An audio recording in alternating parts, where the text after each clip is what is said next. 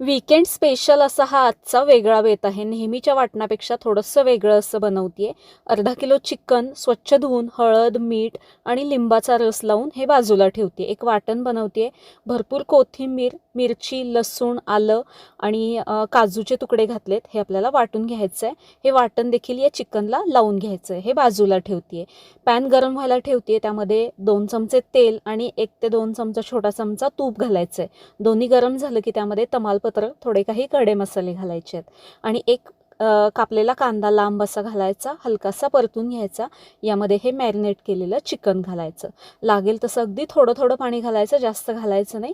आणि हे झाकण ठेवून आपल्याला शिजवून घ्यायचं अगदी लो हीटवरती.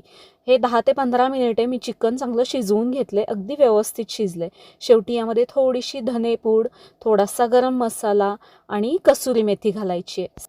गॅस बंद करायचा आणि हे फेटलेलं दही 2 चमचे यामध्ये मी घालते. गॅस बंद करून घालायचा म्हणजे हे फुटत नाही. मस्त असं हैदराबादी ग्रीन चिकन तयार आहे. कसं वाटलं कमेंट करून सांगा. धन्यवाद.